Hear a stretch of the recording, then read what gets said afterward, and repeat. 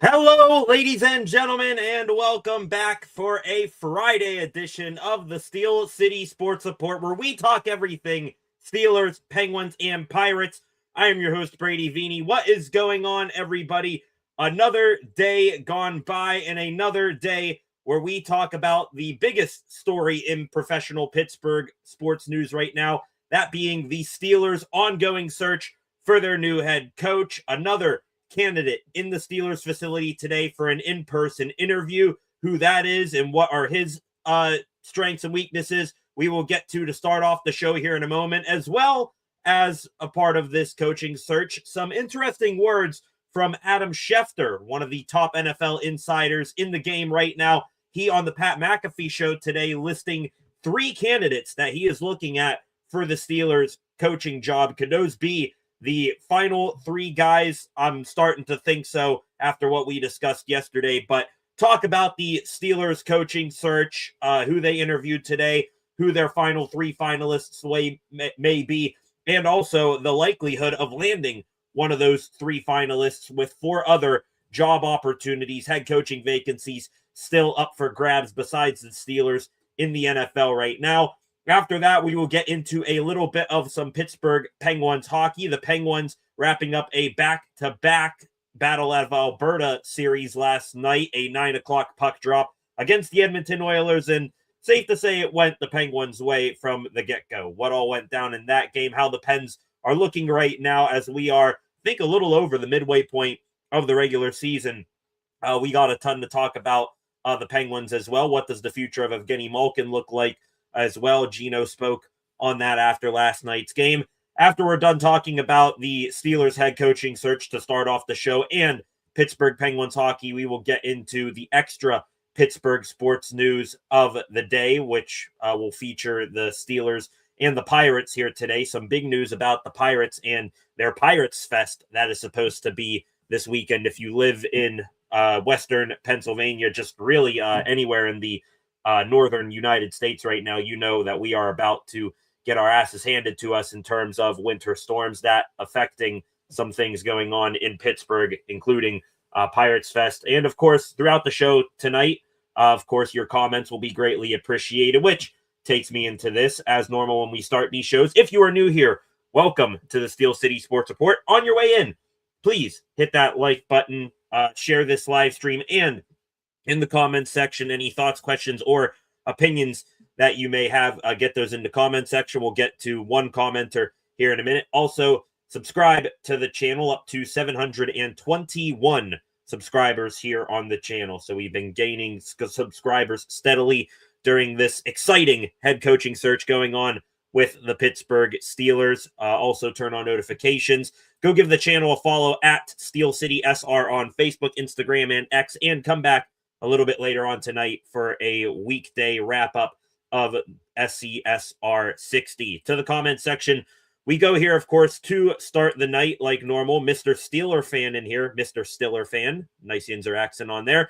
Are we just going to forget about Drew Aller in this year's draft? Can we just say he is by far the best quarterback to ever play at Penn State? At least on tape he is. Not talking about wins. So, Mr. Stiller fan, I'm sensing a little bit of a Penn State Nittany Lion fanhood in you. Also, I know there isn't really much reason to lend a favor to Will Howard, but why not start him this year? Draft Aller, give him a little bit of quarterback competition, then neither work out. You may have the 27 draft class to go grab Arch Manning. Yeah, I mean, Drew Aller, he was one of those guys like Cade Klubnik, Garrett Nussmeier, Lenore Sellers, all of these guys who were supposed to be the creme de la creme of this upcoming draft class for college quarterbacks. And then they either completely fell to hell, their team fell to hell, they got injured, or they went back to college because money is really, really talking right now in college athletics. Aller, wouldn't mind taking Drew Aller, honestly. I know I'm a Pitt guy, so I do have a little bit of jaded feelings towards Penn State because of my Pitt bias here. But Aller, I mean, first round pick, second round pick, third round pick, you're kind of stretching it there a little bit. Aller, maybe a late day 2, somewhere in day 3 pick, in my opinion. Didn't have the most stellar year at Penn State and then got injured on top of it. just from, pure athletic standpoint and upside, he's kind of like Will Howard, in my opinion. He's got the prototypical size. He's very mobile and athletic for being, 6'4", 6'5", quarterback. There's just some other things that you got to develop with his game, like, reading the defenses, in-game adjustments, stuff like that. Maybe you get a little bit of a quarterback whisperer in here, like a Mike McCarthy, even though we all don't want that, especially for head coach. Maybe as a coordinator or something, you can talk me into Mike McCarthy or a Nate Shieldhouse, something like that. Definitely wouldn't mind getting, an uber athletic quarterback like Aller or Will Howard, even for that fact, in here to work with one of those guys.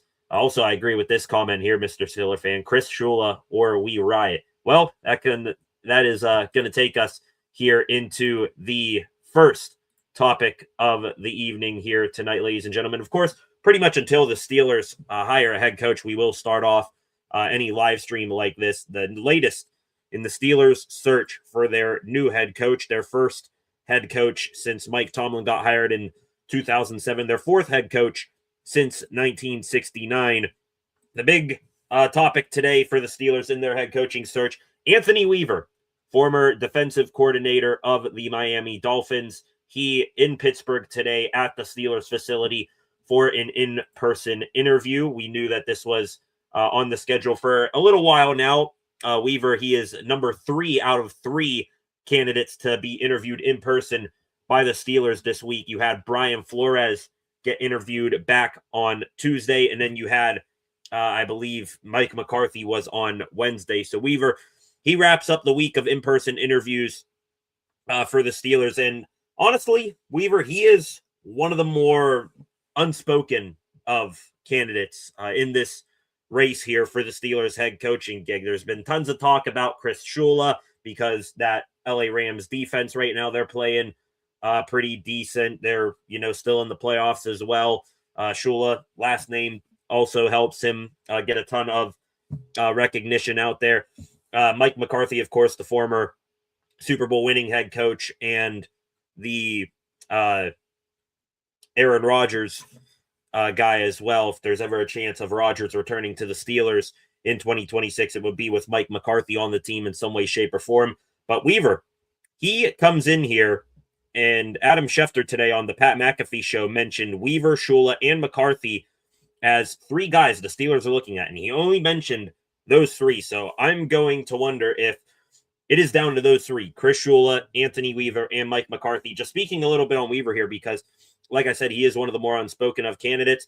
Is he a guy that's going to knock your socks off with, schematics or anything like that? No, I think you save those types of things for Chris Shula and Nate Shieldhouse and, those McVay, Shanahan tree guys. But one thing that does intrigue me with Anthony Weaver, and I'm sure it is fresh on the minds of Omar Khan and Art Rooney II, who have final say in who's going to be the next head coach, he does bring that leadership quality, which Khan and Rooney said was one of the top, if not the top qualities they were looking for in a head coach throughout this coaching cycle. I think it's safe to say, just watching videos of him, coaching and coordinating, and also hearing from former players of his, Weaver, he has those leadership qualities in spades. He will get you to run through a brick wall, knows how to motivate the troops, stuff like that. Even people out there comparing Weaver to the Dan Campbell of this head coaching cycle, a guy who is not about X's and O's. He's rather about making sure he has the right Jimmies and Joes and fires them up there. So Weaver as a Dan Campbell, would I be okay with it? Yes. But do I think right now Weaver, am I going to look at him as the guy to fix some truly deep schematic and other issues related with the Steelers right now? I think we need a little bit more than a motivator for that. Shula, I think he could be both, the motivator and the brains of the operation as well. Weaver here as a Dan Campbell type. I would love for the Steelers to have one of those guys. I mean, hell, who knows? Maybe even Weaver can, if he doesn't get the head coaching gig for the Steelers, maybe he can, be defensive coordinator still, because Miami down there, they're going to have a new coaching staff entirely with Jeff Hafley at the helm there. So Weaver coming in here for the visit today. I'm going to put him at number 2 on my list of what Adam Schefter put out there, just because of him not mentioning Nate Scheelhaase. I still like Scheelhaase a lot, but more as a coordinator than a head coach. If Scheelhaase was still in this race, I put him behind Shula, but I don't think he is. Definitely for a coordinator should Scheelhaase get hired, but not as a head coach. Weaver, number 2. McCarthy, number 3, in my opinion. Some other things related to the Pittsburgh coaching search right now. The Steelers still looking. We discussed this yesterday. They still look in prime position to get, honestly, whoever they want out of that grouping right there. Because Shula, Weaver, McCarthy, other than Pittsburgh, not too much smoke around those 3 gentlemen and any other head coaching vacancy around the league right now. Shula, he is pretty much being mentioned only to the Steelers. He turned down the Browns offer. Gotta love that from him. Weaver, Steelers interviewing him today. Weaver is also going to be scheduled to go to the Buffalo Bills for an interview with them. But looking at the Bills situation, do they really want to add another defensive guy in there as their head boss? I seriously doubt that. And McCarthy, it's been Steelers and nothing else. He stepped out of the running for the Tennessee Titans job and hasn't been recommended or reported to be in line for any of the other jobs out there. Also, you have Bill Cowher on Pat McAfee today saying that he talked to McCarthy, and McCarthy said that it was a good interview and a surreal experience. So Shula, McCarthy, Weaver, all guys with not many other options out there available to them. The Steelers going to have their pick of the litter, and I expect it to stay that way as well, because I mean, just going back around the rest of the head coaching vacancies here, the Browns, they're maybe interested a little bit in Nate Scheelhaase for their head coach. The Steelers, they would love to get Scheelhaase as an OC, but he's the only guy that has some sort of relation to the Steelers that is getting looked at by the Browns. The Browns, their main 3 guys right now, probably Ravens offensive coordinator Todd Monken, Jaguars offensive coordinator Grant Udinski, and then their own defensive coordinator Jim Schwartz. If I had to guess, they're either going to go with a Udinski or a Schwartz out of that running. The Cardinals, their top guy right now, according to Adam Schefter, is Anthony Campanile.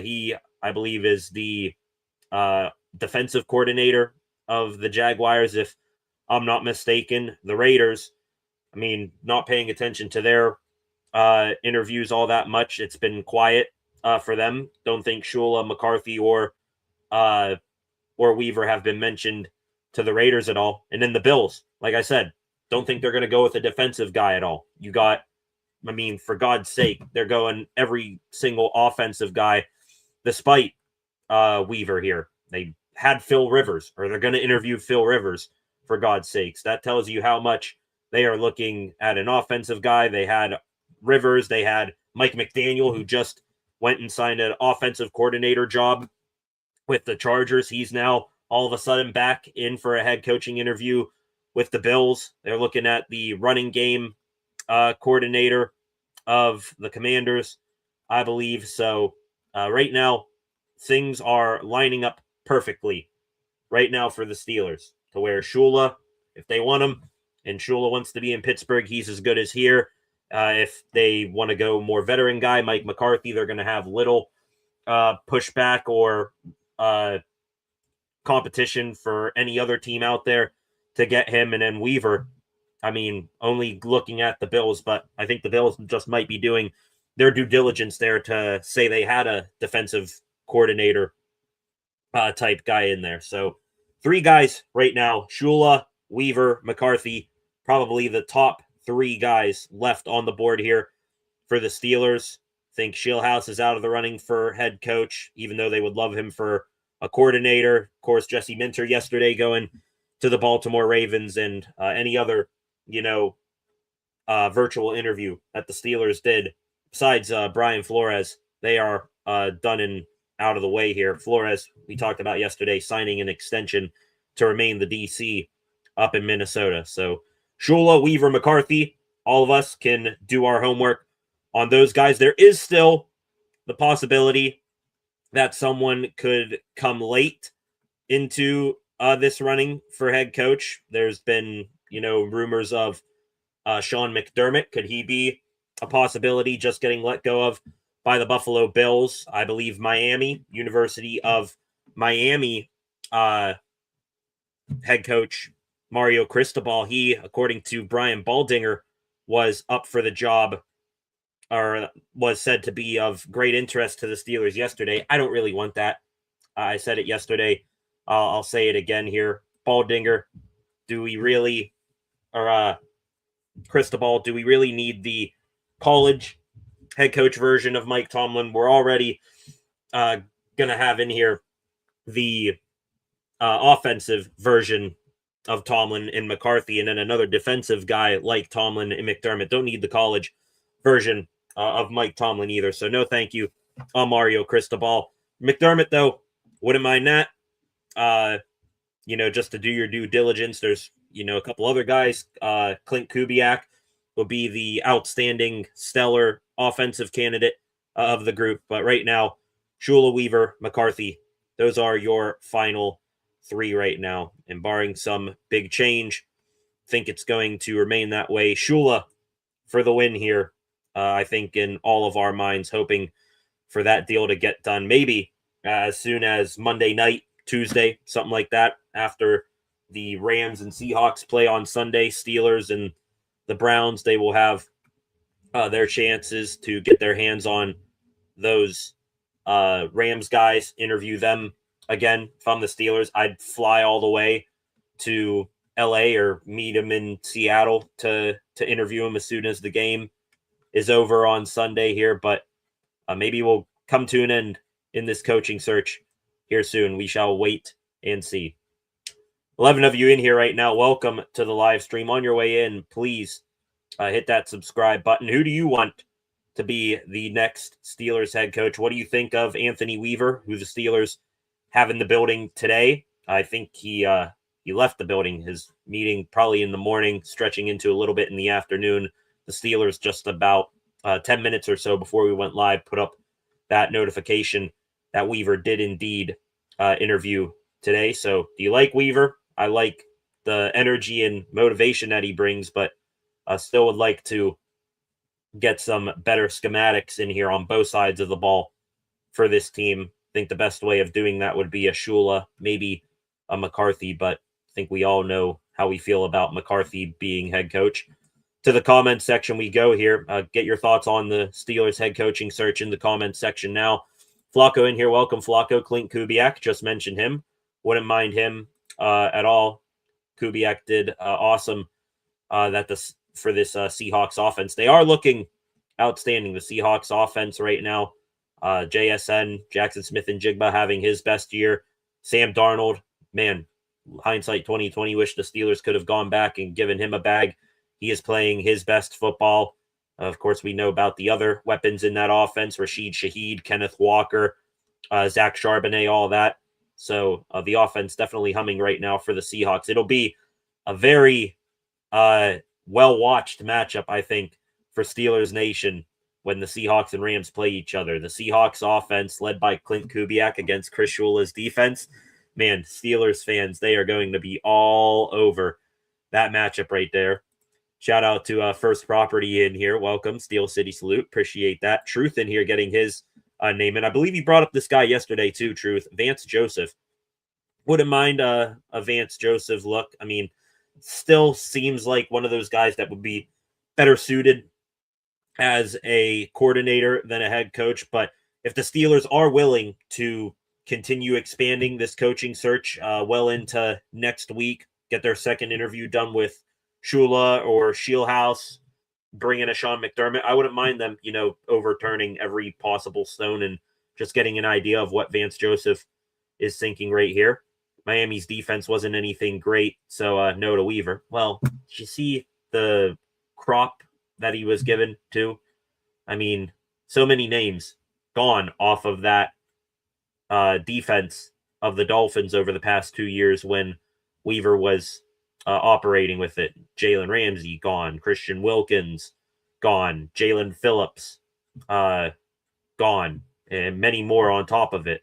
I mean, they pretty much gutted that defense to where a dude named Storm Duck was one of their starting corners. So Weaver last year, I mean, overall, a down year for the Miami defense, but that is how they were designed to be.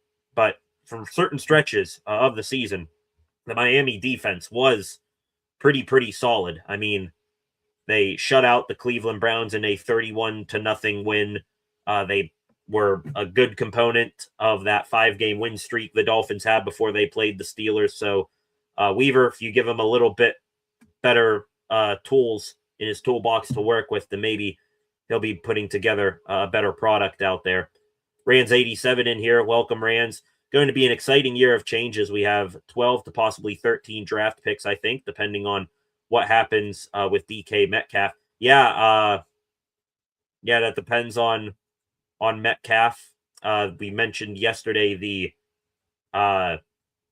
the compensatory picks. I always want to say compensation picks. The compensatory picks that the Steelers could be getting: a third for Dan Moore, a fourth for Justin Fields, and 2 6s for Dante Jackson and Russell Wilson. So the Steelers do have a ton of draft picks. How they're going to use them, though, in this draft, that is very interesting. You know, you got a new coaching staff coming in.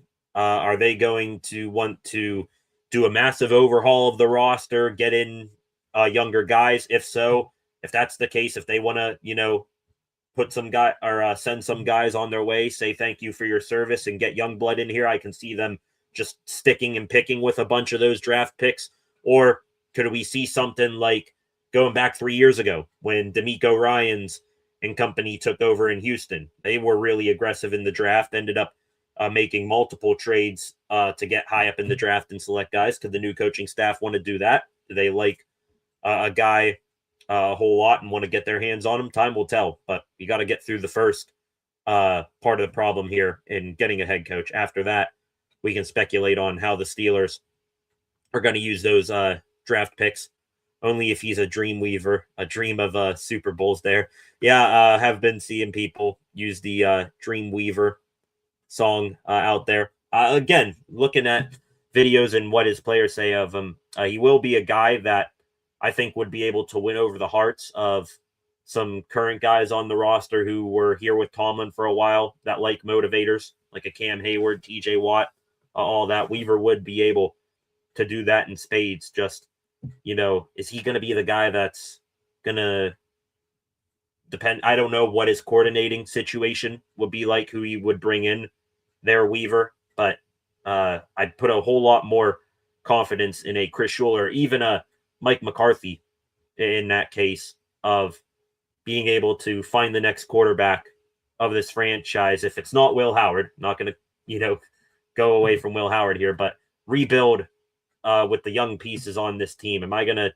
trust Anthony Weaver over like a Chris Shula to develop those pieces along from a development and schematic standpoint? I'd like to take Shula over him in that situation. Another comment in here. A report NFL analysts claim Steelers are very interested in Mario Cristobal. Yeah, we did talk about that.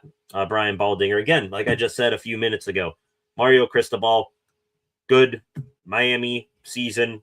They came up just short against Indiana here, but do I want to go to Mario Cristobal? He is the Mike Tomlin motivator for his guys, but in-game situations, his head is up his ass, doesn't know how to manage the clock or anything like that. I don't want to go from Tomlin to college Tomlin. And college Tomlin would probably be way worse than Tomlin because, college coaches, no matter how good or how bad they are, very rare instances do you go from college straight to an NFL head coaching gig and it translates. So no to Mario Cristobal, in my opinion there. Just not of any interest there. Maybe as an offensive line coach, if he wants to leave Miami and become the new O-line coach. We do know that he develops offensive linemen well, but anything above that right now. Very tough to find me being okay with Mario Cristobal having a spot on the new Steelers coaching staff. 12 of you in here right now. No crystal ball, says Alan Olive here. No crystal ball. We don't need a crystal ball. We need a clear plan for the future, not, hocus pocusing into a crystal ball here and hoping everything turns out. Yeah, agree with that there. 12 of you in here right now. Welcome to the live stream. On your way in, please hit that subscribe button. Turn on notifications so that you do not miss a thing here on the channel again. What are your thoughts on the Steelers head coaching search? Your favorite candidate, who you think will get the Steelers job? What are your favorite qualities about these candidates? Get those in the comments section. Gonna real quick take a change of the track right here. We're gonna go from football into hockey. Keep things moving along here tonight on the channel. Last night, the Pittsburgh Penguins, game 3 of their 4-game West Coast road trip, and they continue to be fun to watch. If you want a real vibe of the fan base and how things are going right now for the Pittsburgh Penguins, just look at this comment right here. That's how we're feeling right now. Everyone, vibes are high right now. 6-2 last night, the final score for the Penguins over the Edmonton Oilers, and it was a doozy from the black and gold. Erik Karlsson returned to the lineup last night for the Penguins. Missed the last 4 or 5 games, I think, with an injury. He reinstated from the injured reserve last night. Ryan Graves was put on injured reserve. The Penguins, right out the chute, they survived a early minute surge from the Edmonton Oilers, and then they just poured it on and did not look back. 2 minutes, 20 seconds into the game, on the rush, Justin Brazeau threading the needle through multiple skates pass to Anthony Mantha on the back door for a tap-in goal. Not even, 20 seconds later, I would say, Anthony Mantha finds himself getting a half breakaway. He comes in on Jari, goes from backhand to forehand, backhand to forehand, buries it 5-hole on Tristan Jari. That made it 2-0. And then the good times continued to roll. Immediately after that, the Penguins, they get the puck deep into the Oilers zone. It cycles up high. Ryan Shea, not even a shot on net, just throwing the puck to the middle of the zone. It is from the hash marks, tipped in by Sidney Crosby from 15 to 20 feet out. Unbelievable redirect goal from Crosby. The Penguins score 3 goals on their first 4 shots of the game last night on their old buddy, Tristan Jari. What a sight to see. It was fun watching it in real time. All you could do was laugh and say, hey, there's the Tristan Jari we knew from his time as a Penguin. At least he stopped the first shot, Jari. Remember when that used to be a big criticism of his? He stopped the first shot. Problem is he didn't stop much after that. The Penguins scored those first 3 goals of the game within a 37-second time span. That was the fastest 3 goals ever scored against the Edmonton Oilers in their history. That was also the 3rd fastest time that the Penguins have scored 3 goals in their franchise history. Back in 1972, the Pens scored 3 goals in 27 seconds. In 1993, the Pens scored 3 goals in 29 seconds. This time last night, the Pens getting 3 on the board in a time span of 37 seconds. It was an unreal start to the game for the Pens, and you didn't want to say it in real time because the Edmonton Oilers, they are a very plucky and high offensive driven group, so you couldn't have said, hey, this game's over. There's no coming back from that. The Oilers are a good team, but you had that feeling deep down that it was going to be a good night for the Penguins. The Oilers did, for the last 10 or so minutes of the first period, push, but no cigar. There was a very close opportunity where Zach Hyman on a breakaway got the puck behind Arturs Shilovs, but Shilovs and Parker Wotherspoon, they both lunge back and keep the puck from crossing the goal line. So very, very close to getting on the board were the Oilers, but they just couldn't do it. They did in the second period, though, finally break through. The Oilers, a shorthanded goal, cut the deficit to 3-1. But the Pens, once they had a goal scored against them, this has been a good trend of them recently. A few months ago, the Pens, once the other team scored, when the Pens were up by 3 goals, then the snowball just continued to roll downhill. The Pens this time around, though, and they've been doing this the past couple of games, when they give up a goal, they tend to answer right back in a big way. Delayed penalty call. Evgeny Malkin finds a trailing Ricard Raquel. Raquel from the high slot beats Jarry with a laser, made it 4-1. Tiny bit after that, Malkin comes in on a breakaway.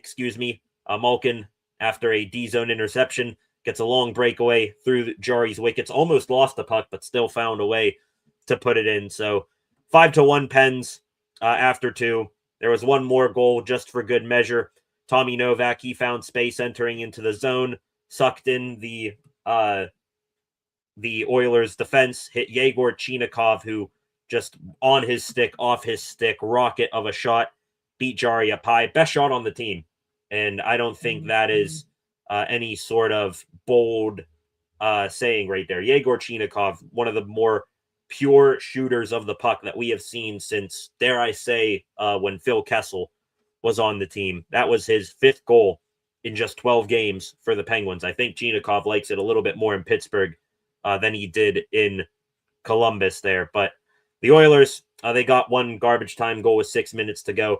6-2, the final score for the Pens last night. You see it on your screen right there. And the Penguins, since the ending of Christmas, since December 21st or 25th, they just absolutely continue to be on a tear right now.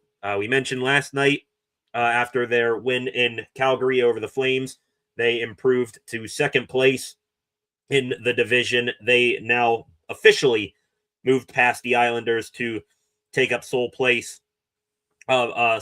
position of second place in the division. Since Christmas, the Penguins 10-2-2. No team has more goals than the Penguins, 56 since Christmas, and only the Tampa Bay Lightning have more wins, which whoop-de-doo. They just have one more at 11. The Penguins now in the season, 61 points. That is 25, 14, and 11 record. Those loser points in overtime, I guess, helping them a little bit right now rather than being a nuisance. But the Penguins, 6 points out of first place, looking damn good, and they could go for the sweep, the 4-game sweep of this West Coast road trip they are on. They could get all 8 points on this road trip with a W in Vancouver coming up here on Sunday night. Outstanding stuff from the Pens. Even better for the Pens, we heard after the game from Evgeny Malkin. We talked about him a little bit last night. Gino, rumored to wanting to be staying with the Penguins. He's willing to take a pay cut, just wants to stay in Pittsburgh. He's playing a lot of good hockey right now, having fun doing it. Last night, he says, I want to show everyone I can play next year. I think everyone, overall grand scheme of, the hockey community, Gino is 39. I think, obviously, he wanted to show everyone in the hockey world that he can still play here. But just looking in general at this comment, everyone, I think he's referring to Kyle Dubas. Dubas is going to meet with him during the Olympic break. Gino has been on a tear this year, proving that he deserves a contract extension. Certainly earning that in spades right now. That 1 year, $5 million contract extension, whatever it may be for Malkin, that is going to hit like one of the most euphoric substances on earth. Hopefully that gets done here during the Olympic break. But the Penguins, everything going right for them right now. 3 wins so far on this West Coast road trip, 1 more to go. And every player up and down the lineup, you can argue, is playing some of their best hockey of the season right now. And forget just getting into the playoffs as a wild card. You could be arguing that the Penguins go for the whole grand enchilada right here and go for the top spot in the Metropolitan Division. Could be doing that here. Could be saying that they are close to doing that given a couple more weeks. All right, ladies and gentlemen, 10 of you in here right now. Going to get to the extra Pittsburgh sports news of the evening here in a moment. Got through the Steelers coaching search, talking about that, and also talking about the Penguins here. Back to your comments before we move on here.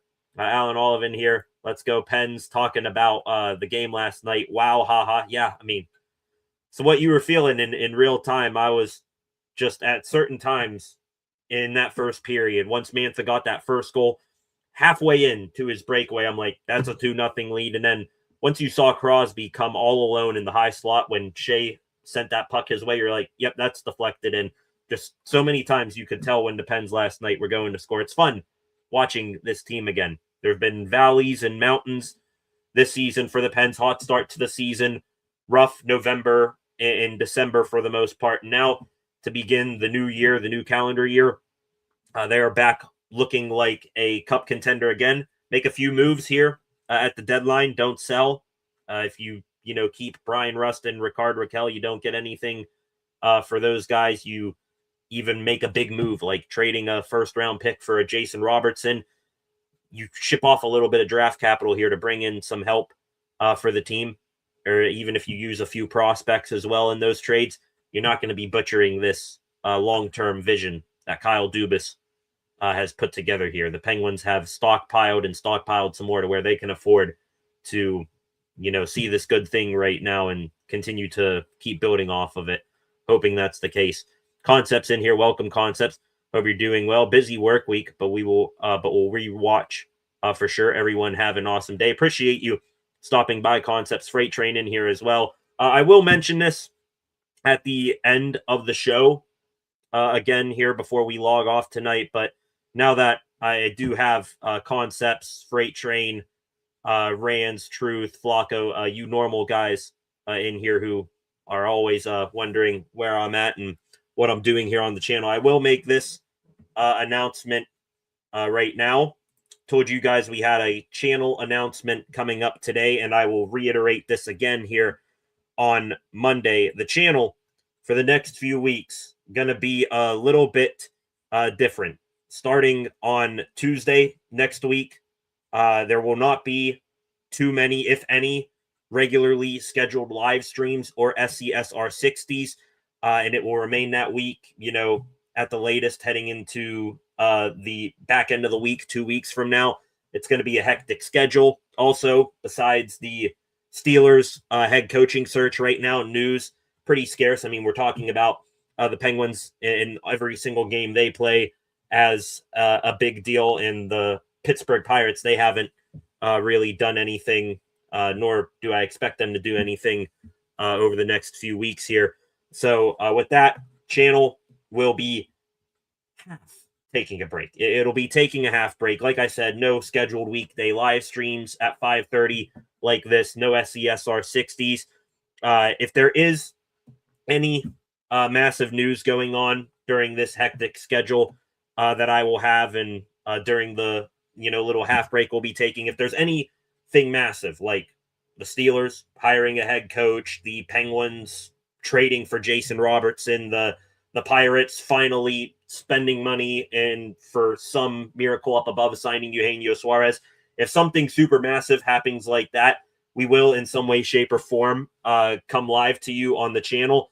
They're also, during this hectic schedule, instead of SCSR 60, if a half big decent story goes down, but it's not worth all that much going live for, there will be short 3-4 minute video on that story we'll talk about as well. So just wanted to get that news out there to you guys. Hectic schedule coming up here the next few weeks.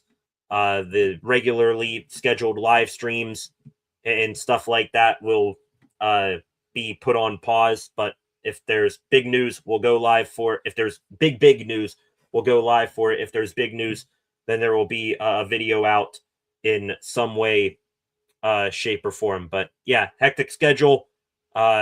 News being scarce right now, be a good time to reset the batteries fully before we get into the summer, the draft, Pittsburgh Penguins, end of the season, their push for the playoffs, the Pirates going to be starting up spring training. Be a good time to, during the hectic schedule, just put a pause on the normal routine here on the channel, recharge the batteries. But if anything massive happens, we will address that when the time comes, should it come. So just wanted to get that out there to you guys. I'll reiterate that again at the end of the show today, and again at some point on Monday. Monday will be our last regularly scheduled weekday evening live stream for the next little while. So appreciate you guys understanding that.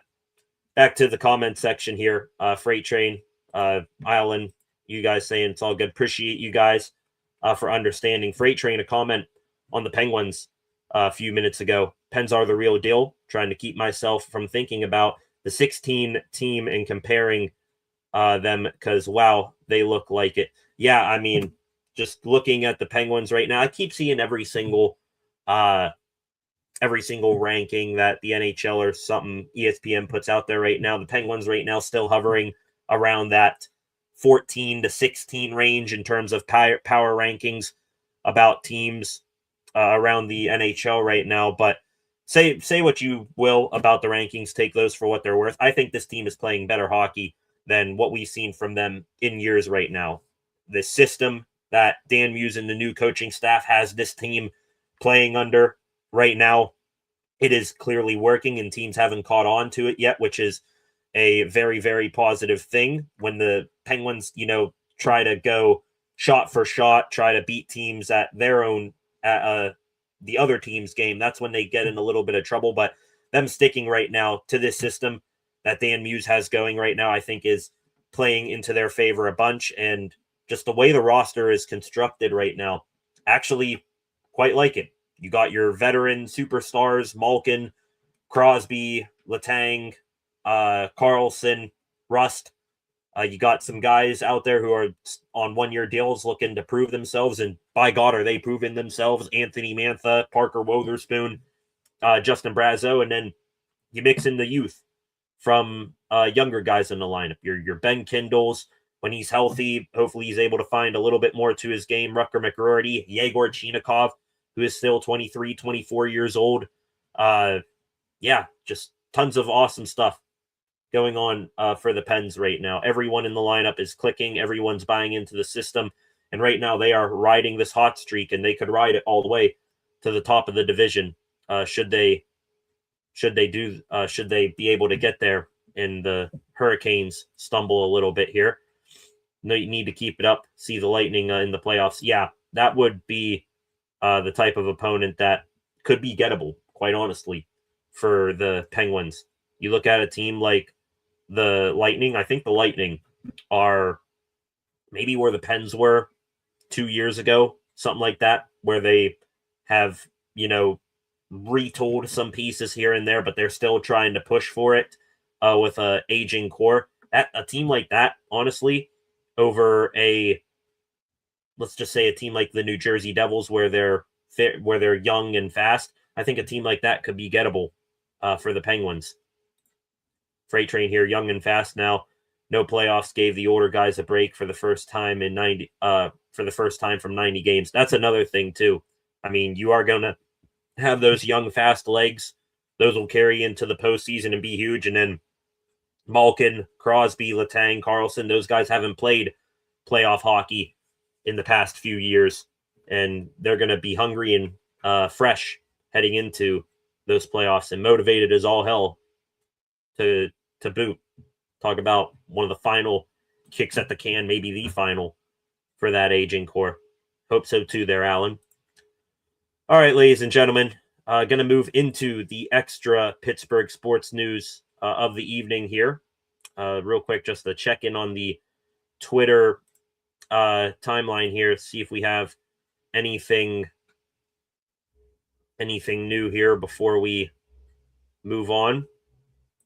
Seeing some comments from Pittsburgh Pirates players who are in Pittsburgh for PiratesFest. An update on PiratesFest going to be coming up here in a moment. See here. Is there anything else. Just seeing a bunch of Anthony Weaver stuff going on right now. I guess that'll transition us into the extra Pittsburgh sports news of the evening here. Aside from the Steelers search for their head coach, some movement from guys inside their organization we will talk about again right now. Andy Weidl, excuse me, he officially had his interview with the Atlanta Falcons yesterday for their general manager opening. He left the building, so going to take that as a sign. Weidl is still under consideration, but because he left the building, turns out the Falcons didn't love him too much to where he be kept there. It was a virtual interview with the Falcons. That is the report out there. Arthur Smith, former Steelers offensive coordinator, he spoke with the Titans again about their OC job. Offensive coordinator might be his only opportunity at a job for this coaching cycle. Also, this guy we have not mentioned at all this offseason yet, besides him finally being gone from the Steelers, Terrell Austin, Steelers defensive coordinator, got a DC interview with the team from DC, the Washington Commanders. They added Austin to their defensive coordinator search. You're going to love them, Commanders. Would be interesting to see if Terrell Austin goes there or if he picks up on some other coaching staff as a positional assistant or something like that. The last thing here, coaching related to the Steelers, just wanted to mention this one. Let's say hypothetically here that the Steelers do hire Chris Shula as their head coach, who would be Shula's defensive coordinator. Some people have mentioned, the possibility of Anthony Weaver. Some people have mentioned Raheem Morris, who was the defensive coordinator in LA when Shula was an up-and-coming coach in that system. This guy, though, do not want to forget about him. Rams assistant head coach and defensive pass game coordinator, Aubrey Pleasant. He could be a potential defensive coordinator candidate should a Shula or a Shieldhouse get a job somewhere. This Pleasant getting a request from the LA Chargers for their defensive coordinator job. We'll see, just, very loose end topic there. We'll keep a track of that. Just could be a possibility for Steelers defensive coordinator should a Shula come here. Moving into the player side of things here, the Steelers, again, making more future reserve contract signings today. Yesterday, they signed defensive end Javari Ritzy, and a few days ago, they signed offensive lineman Lorenzo Thompson. Today, the Steelers signing two more. They signed defensive back Danico Slaughter from the Jacksonville Jaguars to a future contract. And also, they brought back tight end J.J. Galbraith, who was an undrafted free agent in last year's draft, spent OTAs and a little bit of training camp with the Steelers. The Steelers are going to bring him back again for their off-season program. That brings the future reserve contract list of the Steelers to 21, I believe. So Steelers definitely just acquiring a ton of players for the new coaching staff, whoever that may be, to take a look back when we reach St. Vincent College later on this year. Last few things here related to the Steelers today. This interesting. The Ravens, they got their new head coach, Jesse Minter. Could they go for more of a reset than what we may realize? There's some rumors perking up recently about Lamar Jackson. Could he possibly be on his way out of Baltimore? There was a post on Twitter last night from this guy who had a picture of his son. He was wearing a Lamar Jackson jersey, but was holding a Las Vegas Raiders football.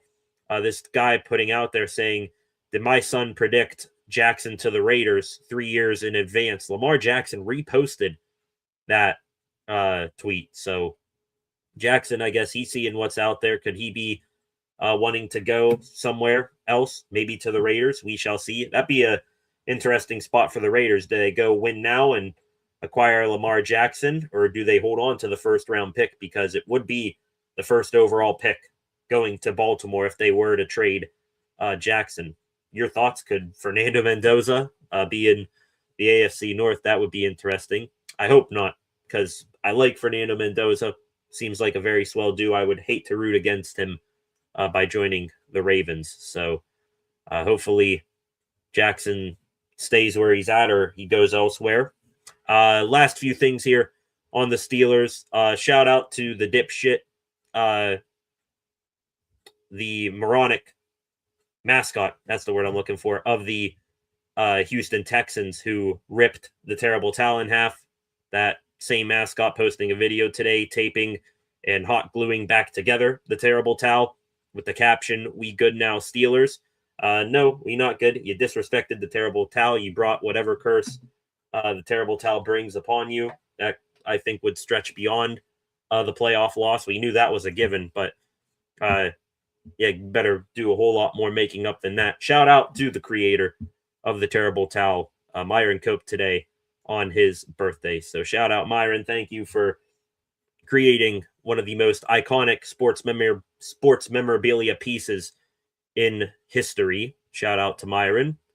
Back into baseball here. First time we're getting into some Pirates talk here this evening. Oh, actually, my bad. A few more Pittsburgh Steelers things. Actually, one more here.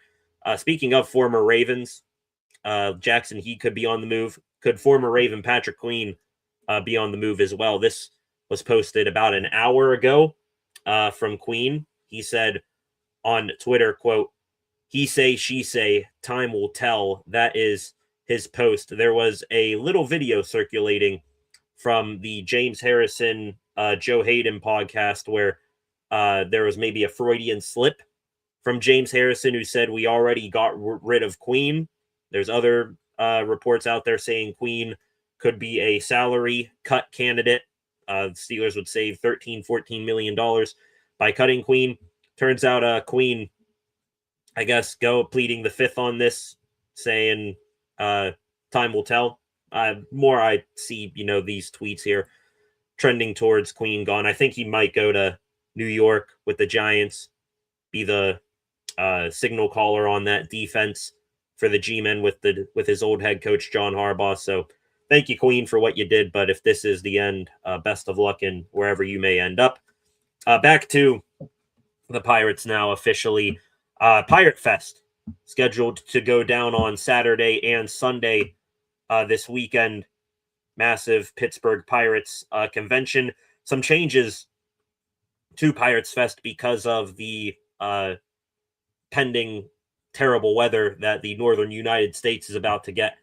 Part of PiratesFest has changed. The Pirates posted a whole graphic saying what was going on. Let me see if I could pop it up on screen right here. This is the Pirates official report right here. Due to the winter weather threatening much of the country, Pirates player appearances and Pirates Fest event times will change. Several originally scheduled players are unfortunately unable to make it due to and from Pittsburgh. In addition, due to the anticipated impact of the Pittsburgh region, Pirates Fest will now conclude 1 hour earlier at 5 p.m. So that right there, the latest from the Bucks and Pirates Fest. If anybody was anticipating going to that event, some of the confirmed players who will not be at Pirates Fest now are Joey Bart, Joe Stinson, Garcia, Brandon Lau, Ryan O'Hearn, Brian Reynolds, and Dennis Santana. So far, those guys will not be able to make it to Pirates Fest. Some guys who are at Pirates Fest currently, though, Jared Jones, Pirates pitcher, comment from him said he was like, "Let's effing go," when asked what it felt like first day back throwing from his elbow injury. So he is pumped up. We also heard from O'Neal Cruz within the last hour. Cruz on his offseason saying, quote, "I just went home, no time to relax. I went right to work on the stuff that I was having trouble with last year and work on my body again. No time to relax, just focus on what I need to do to get better." Love that from O'Neal Cruz. I think he gets a bad rap sometime, O'Neal Cruz, where people say he relies on his freak athleticism and talent more than actually, working at his craft. in working at the little things, the details of the game of baseball. Turns out that comment there might have put a little bit of that speculation to rest.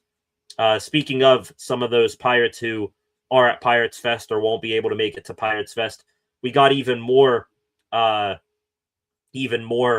updates today. We mentioned the number changes of players yesterday. Braxton Ashcraft going from 67 to 35. Bubba Chandler from 57 to 36. Nick Gonzalez 39 to 3. Jared Jones 37 to 17. And Endy Rodriguez 5 to 13. Some of the new Pirates, they officially made their jersey numbers known here today.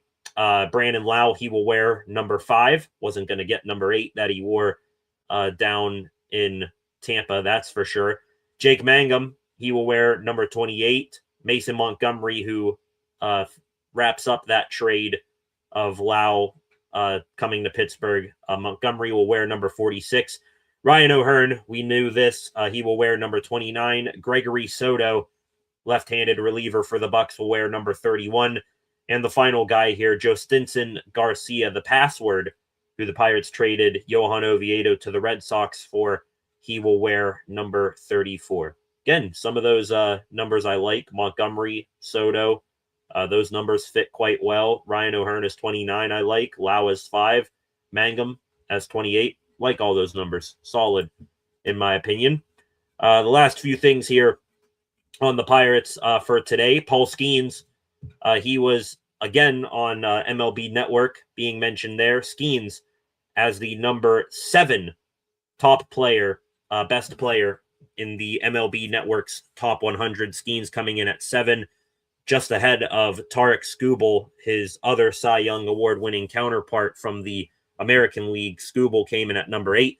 Skeens, him and Skubal, I think, were always going to be tied together in this top 100 ranking, wherever they would have ended up. One was going to be ahead of the other. They were always going to be, 6 and 7, 7 and 8, 8 and 9, wherever they would have ended up in this ranking. 7, though, it does seem a little low for Skeens. I mean, number 1 through 4, I don't think anybody's going to argue with. Ohtani, Judge, Bobby Witt Jr., and Cal Raleigh. But could Skeens, could he be over Juan Soto or Jose Ramirez? I think that's up for argument. Same thing goes for Skubal. I would have had Skeens and Skubal at 5 and 6 rather than all the way down at 7 and 8. But that's just me here. The Pirates, they made another signing on the international market today. Wrapping up news about them. Right-handed pitcher. I'm going to butcher this, so I apologize. Ming-Zong Zhang. He is 6'7". International free agent pitcher. Talk about getting a guy with size that will that size will play well out there on the bump. Hoping that kid can stay healthy. First China-born player to sign during an international signing period since left-handed pitcher Zemo Qin in 2021 and 2022. First China-born player to sign, and he is signing here in Pittsburgh. 6'7", already a fastball in the mid-90s. That is excellent potential there that I would love to see play out here in the Pirates, who all of a sudden turned into a pitching factory here. Love that. Last thing here on the Bucks for tonight, just an update on their unrealistic, but I'm going to pretend it's real, pursuit of Eugenio Suarez. Not much on Suarez still, even though some other top free agents have gone off the board in the past few days. The Cincinnati Reds, division rival of the Pirates, they now apparently are interested in Eugenio Suarez, according to Ken Rosenthal and Will Salmon. The Reds, though, aren't expected to be in position to move forward in negotiations with Suarez until a long-term local TV deal is more clear. So Suarez interested in the Reds. If Suarez does end up with the Reds, that would be a massive failure for the Bucks. Watching one of the more dynamic third basemen on the market go to your division rival when third base is still your biggest hole in your roster right now, that just can't happen. Also, time to pony up some money here. I don't care if it takes you over $100 million or if it's a little bit of an overspend to get a Suarez. The Chicago White Sox of all team just paid a dude $20 million today. Sir Anthony Dominguez, reliever. If the Blue Jay or the White Sox, if they're going to be, ponying up money this offseason, they already got Munetaka Murakami and a few other guys as well, then the Bucks should have no excuse not to spend some extra money as well, and not just get an O'Hearn and Lau, which took up the salaries you shaved off by getting rid of David Bednar and Ke'Bryan Hayes. So let's go. Pirates Fest is here. Let's get to Eugenio Suarez and wrap up this offseason here with a bang. What say you, Pirates? All right, ladies and gentlemen, I think that wraps it up here for the news here tonight. Want to appreciate you all for stopping by. Wrapping up here with a few comments before we log off here from Freight Train, Allen, THP, you type of guys in here. Freight Train, another comment here. Playoff hockey is different, though. Speed kills in the playoffs. Gino picking off McDavid and scoring was nice to see.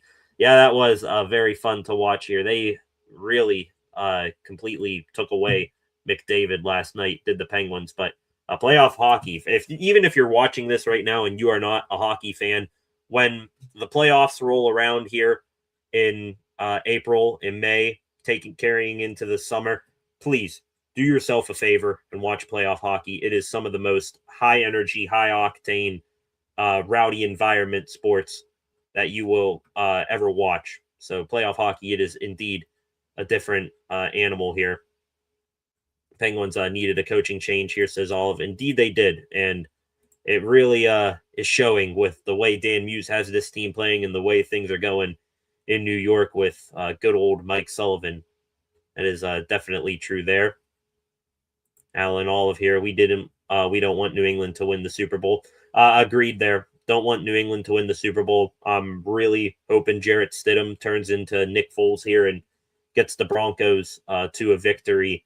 New England beating the Texans, though, I was all right with because of what the Texans mascot did to the terrible towel. Now New England, you can fall apart here and lose. Do not want to see them break the Super Bowl win record that they are currently tied with the Steelers for. The comment here from THP. Don't think Skeens right now is above Soto or Skubal. Right now it is close. He's in the conversation. I mean, if it wasn't for Shohei Ohtani, I'm giving Skeens the little bump early because Skeens 2 years from now, he is going to be inside the top 5, maybe even top 3 of players in all of baseball. And I don't care if he's a pitcher and position players get favoritism over pitchers here. You can miss me with that one. Alan here again. Hard to believe Brandon's a bucko. Yeah, that really started off this high expectations offseason for the Pirates. That trade for Brandon Lau, signing Ryan O'Hearn was awesome. I loved the Gregory Soto deal, him signing here for a year, but you got our hopes up. Lau, O'Hearn, we went into this offseason saying you got to get 3 bats to add to this lineup. 2 is a minimum, but 3, then you're really cooking. You got to get 3 bats to add to this lineup to be a contender. The Pirates right now for the past month, they've been stuck on 2. Where's that number 3? Eugenio Suarez, who I'm holding out for. That's the guy I want. Throw a little extra cash his way to make him forget that the Pirates are the Pirates and just get it done here. Then your opening day, starting 9. Skeens on the mound. Joey Barter, Henry Davis at catching. Still fine with just doing a platoon of those guys and Endy Rodriguez and Rafael Flores until one elevates themselves above the rest. Then Spencer Horwitz or Ryan O'Hearn at first base. Second base, Brandon Lau. Third base, Eugenio Suarez. Shortstop, you can platoon Nick Gonzalez and Jared Triolo until Connor Griffin is ready. And then your outfield, O'Neill in center, Reynolds in right, left field, Jake Mangum, Joe Stinson Garcia, whoever wins that battle. And then DH, you can still have O'Hearn there or a Horwitz or maybe even bring back Kutch. That is all of a sudden pretty solid roster for the Bucks, a postseason quality roster with the pitching staff they have too, especially in this division. This division, the National League Central, might be more up for grabs than what we've seen in recent years here. The Brewers sold off their top pitcher. I mean, yeah, the Cubs added in Alex Bregman, but they still got some holes in their roster that can be exploited. Just Pirates, one more deal, and you're golden all of a sudden. One of the last comments here of the night here from THP. People forget Nate Eovaldi for the Rangers is going to win the AL Cy Young before his injury. Phenomenal. Well, Eovaldi was having a hell of a year, but then Skubal was that way the entire year. I would have bet my money a little bit that Skubal would have kept up that pace the entire year, even if Eovaldi remained healthy. DHP here. Skeens is elite, but it's early. He'll dominate. He'll be there. He's already there. I mean, he's heading into his third year now, and still not many players or teams have been able to touch his stuff. Excited for baseball season. Right around the corner. We're getting there. So close. Next up on deck, aside from the Penguins games going on in the Steelers coaching search, you got the Olympics coming up after that, World Baseball Classic, and then we slide right in to spring training and hopefully warmer weather and not this impending snowstorm of doom that is barreling this way to the northern part of the United States. So excited for it. Appreciate you all joining me here tonight. One more time before I go into my wrap-up monologue here, I do want to again reiterate what I just did. What I just said about half an hour ago, something like that. Beginning on Tuesday, this upcoming week, the regular schedule of weekday evening live streams in SCSR 60s, those will go on pause. Got a bit of a hectic schedule. Also, with the Penguins being the only team in action right now, it'll be a good time, aside from the Steelers coaching search, to recharge the batteries a little bit. I mean, news is pretty scarce outside of the Steelers head coach search and the Penguins and their in-season work. So hectic schedule. Gonna, take a little bit of, not a hardcore pause where there won't be anything on the channel here, but a hectic schedule. We'll take a little bit of a break from the normal schedule stuff here on the program, the live streams and the SCSR 60s every single day. But should there be something massive during the next week and a half to 2 weeks while this hectic schedule and recharging of the batteries goes on, should something massive go down, like the Steelers hiring a head coach, the Penguins or Pirates making a big acquisition, we would go live in some way, shape, or form for those. And also, if there's, a massive story that's not all that worthy of going live for, there will be a video out on it in some way, shape, or form here. So, that's just the update here. I'll reiterate that again on Monday. Monday will be our last scheduled live stream for the next little while. I appreciate you all for understanding, but the channel will still keep the content every few days rolling. It won't be a hard stop on content here on the channel. Something definitely will be out during the break, a few things here and there. So appreciate you all for stopping by. Appreciate you understand the hectic schedule and the needing to recharge the batteries from football season coming to an end. But on the other side of it, after this break, it'll be full steam ahead into the Olympics, the World Baseball Classic, the back end of the Penguins season, the NFL draft, and Pirates baseball beginning with spring training here in less than a month, I think, pitchers and catchers report. So appreciate you all for stopping by here tonight. Back here again on Monday for our Monday live stream recapping what goes on over the weekend. I'll say again that announcement then. For tonight, though, I want to thank you all for stopping by. On your way out, please subscribe to the channel. Turn on notifications so that you never miss a thing here on the channel again. Like this live stream, share this live stream, leave a comment in the comments section after the fact. I'll be able to drop a like on that comment, leave you a response as well. Appreciate all the love you guys have shown the channel. Let's see here, one more subscriber check before we check out here for the night. Still at 721 subscribers, so hopefully that subscriber count will continue to go up. Appreciate you all.